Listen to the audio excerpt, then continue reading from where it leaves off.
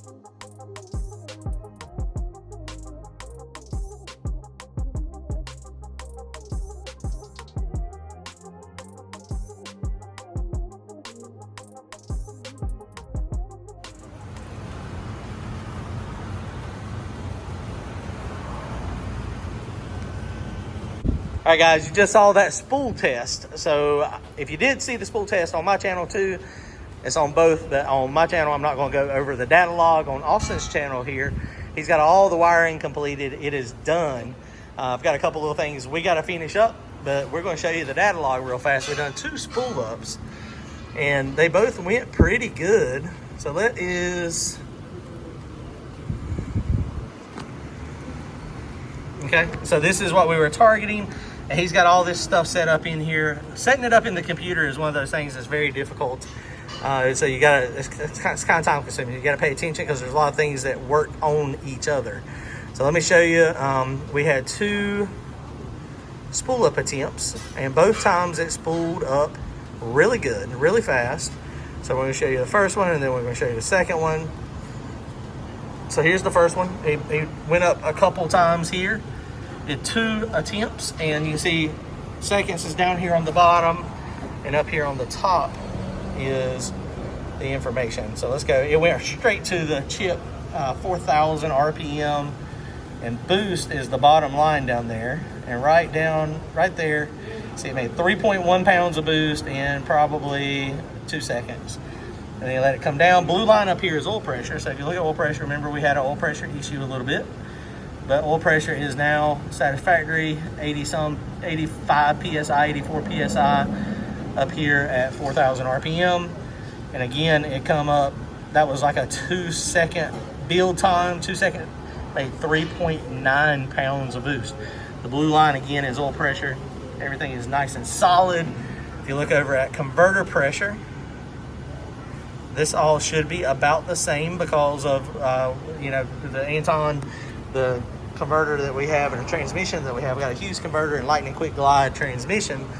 Transmission pressure is a little high on that one, but everything was nice and cold, 143. You see the next spool up immediately after was already 20 pounds less. So the transmission, everything was nice and warm. It was warming up right here, so it wasn't quite there. But let's look at the second attempt. Now the second attempt was pretty cool.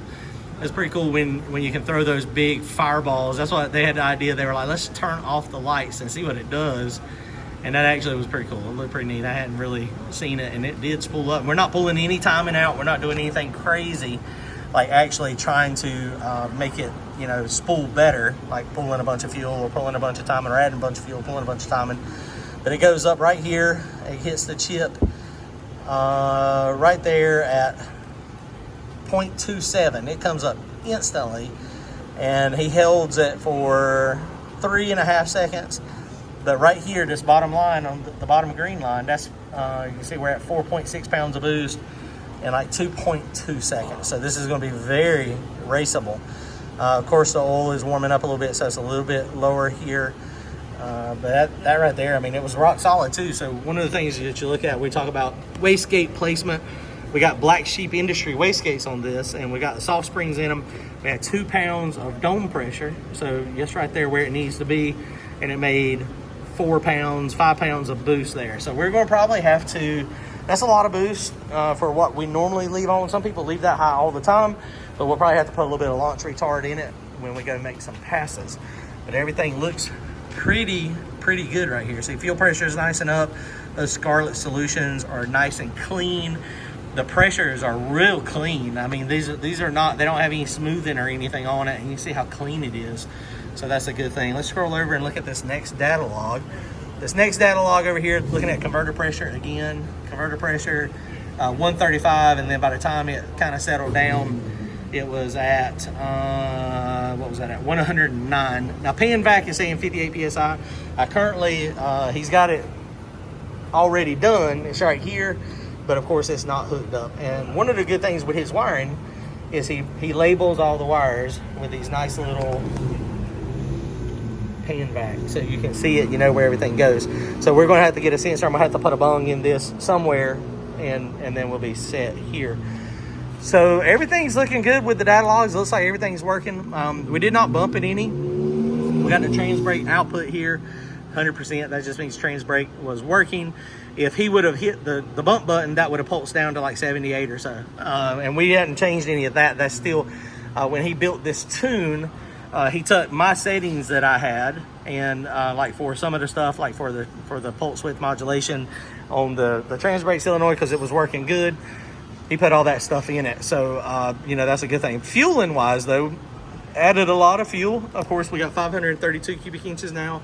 We talked about firing order. We had the wrong firing order in this thing, so that is right now. We have not verified timing yet, ignition timing, so we do need to verify ignition timing. Once we verify ignition timing, then we'll be set, but we know it's pretty close because it's cranking up by itself and not having any issues. I wanted to show you guys a little bit on the fueling. This is the base fuel map here. If you convert it over to VE, which I don't really use a lot, and I know it just all turned red, but this is where we're at 100 right here. In theory, peak torque is where you should be at 100 or a little bit over, and then you're set. I just like pounds per hour. One of the biggest reasons I like pounds per hour is because if I change my target air fuel ratio, then it automatically changes it for me. But you can see right here at 30 pounds of boost at 8,000 RPM, it's got 4,000 pounds of fuel in it. So it looks pretty good. I mean, I think that's gonna be okay. It may need a little bit more fuel possibly. We'll see when we start making some passes. There's my target air fuel ratio stuff. I mean, 375, 36. Timing right there. Now this is where I've never messed with a big block Chevrolet. So we've got some pretty conservative timing in it. I'm pretty sure it'll be open chambers, 25, 24. I'm probably gonna hit up Nick with Hustle and Horsepower and see if he'll give me, throw me a bone a little bit and see what his timing is. We share some data pretty good. Now that I've got a big block, hopefully, you know, he'll help me on the timing aspect and what his motors have liked. Because, you know, anytime you can share data with people and people are willing to share data, it's usually a little bit easier on parts. It makes it easier on parts. Everybody goes faster, and it's usually a lot more fun when you got some teammates. And me and Nick have been teaming up pretty good, trying to get our stuff sorted out. So boost right now, we're leaving. We got a target there again at 2, and this is the, look at that boost ramp. That boost ramp is 2 pounds of dome pressure to 1.5 seconds. Of course, it's going to not just make 4 pounds of boost. It's probably going to make 10 pounds of boost there. Probably might need to rethink this 10 out here. We might just leave it 2 all the way across and see what it does, see what kind of boost it makes. I am going to probably I am going to have to build some wastegate pipes. He doesn't have any wiring over here on this side, but over here on this side, he's got some wires run down on this bottom here, which that's going out, but we're definitely going to want to go out and at least over this way some, just so that we don't potentially burn those wires.